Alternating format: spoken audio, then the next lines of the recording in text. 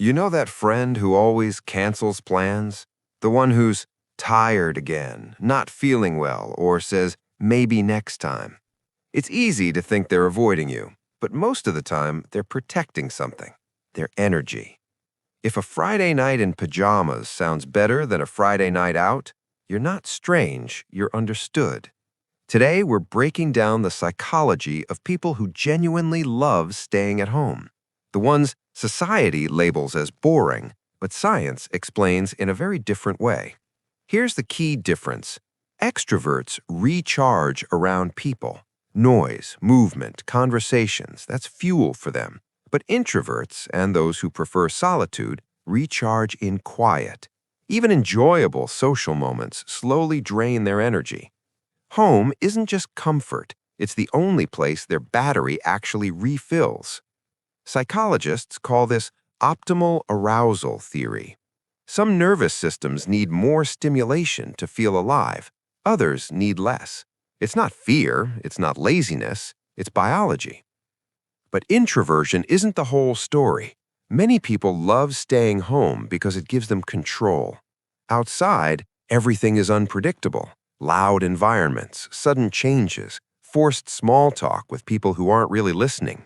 At home, you decide the lighting, the noise, the pace. For anxious or highly sensitive people, that control isn't a luxury, it's how they stay regulated. Here's something most people don't expect. Research shows that people who enjoy solitude are often more creative, more reflective, and better problem solvers. Staying home doesn't mean doing nothing. It's where ideas form, not in crowded rooms, but in quiet moments, late at night, alone with thoughts that finally have space to breathe. Still, culture pushes a different story. Being busy, being seen, being everywhere. Parties, photos, living your best life. But what if your best life is a documentary, a warm meal, and no plans at all? That's not sad, that's knowing yourself. Of course, not everyone stays home for healthy reasons. Sometimes it's social anxiety. Sometimes it's past experiences that taught someone the world isn't safe. Sometimes it's depression quietly asking, why bother? In those cases, home can feel both safe and suffocating. That's the real question. Do you stay home because it restores you, or because leaving feels overwhelming?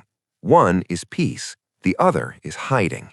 But for people who truly love staying in, they aren't missing out. They're tuned in to a different rhythm. They find meaning in small rituals, the morning coffee, a familiar seat, the way sunlight moves across the room at sunset, details most people rush past without noticing. Psychologists call this a low-stimulation preference. These people don't need constant excitement. Their inner world is already full. So if you turn down invitations without guilt, enjoy solo weekends, and choose comfort over chaos, nothing is wrong with you. You're wired for depth instead of noise, for calm instead of performance. Tell me, do you prefer staying home, or do you think we're all just making excuses? And if you want psychology most people never hear about themselves, the next video will hit even deeper. Click it, you'll see.